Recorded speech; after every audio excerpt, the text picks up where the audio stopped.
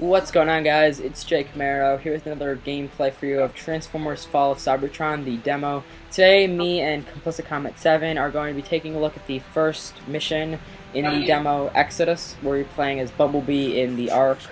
He's on the Autobots, of course, and it's really cool. It's kind of a tutorial level, but it's actually really fun. So first, I'd like to introduce to you Complicit Comet 7, who's going to be assisting me in this commentary. Hello guys, I'm Complicit Comet 7. So, right now, although the campaign is single player, we're going to be talking about it together, asking each other's opinions on the game and stuff. So right now, you're kind of going through a portal to some sort of other dimension, which you know from the G1 cartoon series that it's Earth. Then you get ambushed by the Decepticons with a gigantic ship. And it kind of plays out through there. This is all actually a cutscene that's actually rendered in the game, so this is like the graphics you'll be seeing in the actual game. It's running Unreal Engine 3, so it's just really good. You're going to be playing as Bumblebee throughout this entire mission, and he's got some pretty cool weapons, and his vehicle mode is really cool. So how do you like the game so far? I think it's a really good game since you get to be a bunch of characters in the campaign and a bunch of characters in the multiplayer. Yeah, so the demo includes 2 missions of campaign, one where you're playing as the Autobots and one where you're playing as the Decepticons, this being, of course, the Autobot mission. We'll get into more detail about the Decepticon mission, Death from Above, maybe tomorrow or the day after that when we record gameplay and commentate again. Complicit Comet 7 is going to be assisting me with that one also. But right here you get to actually see kind of your first part of your the gameplay. It's kind of just showing you how to shoot, how to move your right stick to move your camera around. It's a very tutorial style level where it's like showing you how to do stuff, but they integrate it really well, so it still feels like a really fun mission.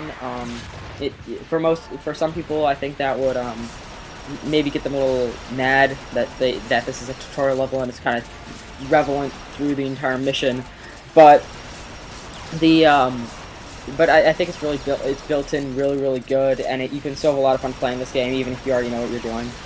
So right here you're really like defending the bridge from a bunch of Decepticons who are boarding. They're not really that hard to shoot, and they won't really kill you that much, of course, because this is really the first part of combat you would be getting as part of the demo. So how do you like this mission so far? I think it's a good mission for the first mission that you ever have in the demo.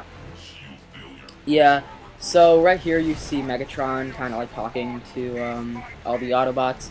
I really like the lighting in this, like the yellow and the red and the orange and the blue. I think it's a lot brighter than the original Transformers War for Cybertron, which came out in 2010.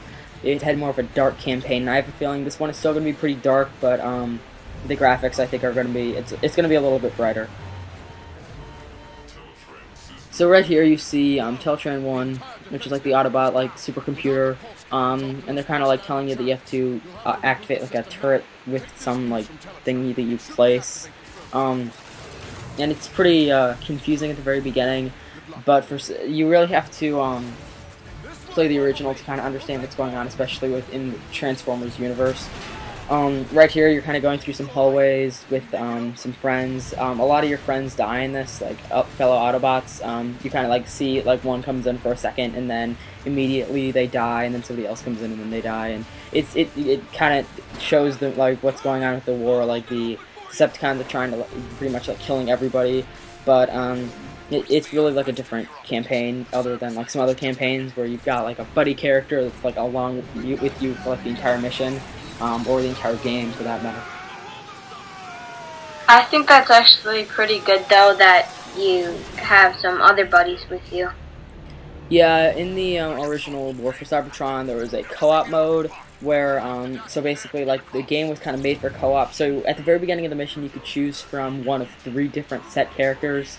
And then the other 2 would be either friends over Xbox Live or just normal computer-controlled AI that would kind of follow you around and shoot guys for you. They weren't like the most smartest ever, but they weren't like terrible. They definitely helped you a little bit. In this, they're getting rid of that, so you're going to be kind of venturing out on your own from now on in kind of the campaign missions, which we definitely see in Exodus and Death from Above. Right here, you're playing as Bumblebee, and you're trying to get to Optimus Prime. When you go up this elevator, it's pretty cool. You get to see like what's going on in the other decks of the ship. I try to shoot, but it doesn't really affect anything. They don't die. Right here, you've got some Decepticons moving in. The subtitles are turned on, so you can kind of hear what they're saying because the volume's going to be turned down a little bit. This door closes before you can see anyone, and the graphics are really, really good in this. They were really good in War for Cybertron, and I have a feeling they're going to be even better in Fall of Cybertron. So right now, here's another like element where it's kind of like teaching you how to play the game, but like I said, it kind of integrates it pretty cool with like the ship being destroyed. You have to sprint through and then pick up some energon in this little like cube. Right here is pretty cool. It teaches you how you can shift your firing hand to your left and back to your right, and you can shoot from cover more. And I usually play on the right with your hand being on the right. But if you shoot from the left, you can like see behind cover where you couldn't see before. Some people might not want to use this. Right here, you're kind of trying to pull off like a stealth takedown against this guy. You have to run up and then press RS, which is kind of cool. So have you played this mission before? Can you comment? Yeah, I have. I've played it actually a few times. Which one was your favorite? Did you like Exodus or Death from Above better? I think they're both great campaign missions for the first one. Yeah, you're kind of getting a little taste of what the full campaign's going to offer. The missions aren't the longest ever. This game plays about 10 minutes, and I think Death from Above is going to be about the same.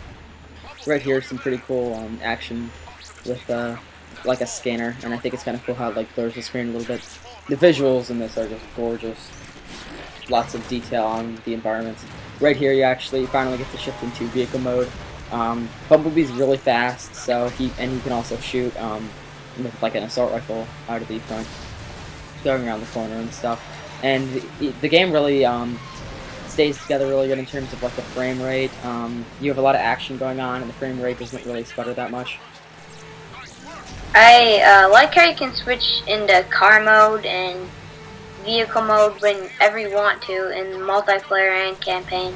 Yeah, so after this point, you can actually, like you said, you can always switch into vehicle mode. So there's some points where they might want you to play in the infantry mode, but of course you can also play in vehicle mode. Earlier, like it prompted you to switch into vehicle mode, you couldn't. But I kind of understand it because there's really no need for it. But now you're going to be seeing in the remainder of this level some open areas and some more epic battles. I was talking to Ryan a couple days ago, and he said that this mission is definitely like really epic. Like there's a lot of action going on. You pick up some supplies right here, and there's some more Autobot friends. They give you a weapon right here that I don't really use that much. It's okay, but I really like the assault rifle better. This can like lock on, and there's not really that much ammo. You get a couple shots with it, and that's really it. But it's really powerful. It's like one shot, but of course you have to lock onto them first.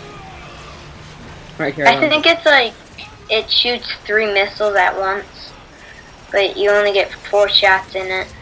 Yeah. So right here, I'm kind of just shooting them from cover.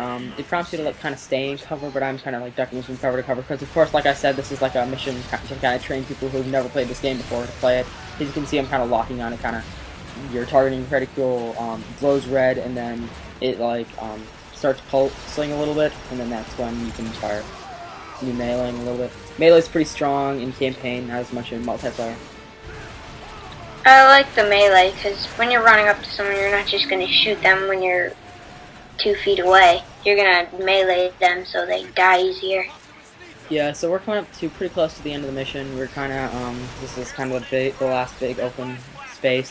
Bumblebee, he doesn't talk, because like I said, his voice chip has been damaged and completely destroyed. And it's pretty interesting how the mission plays out, because he can't really talk, but then you have like Ratchet on your comms, kind of like backing you up and talking to you about what's going on.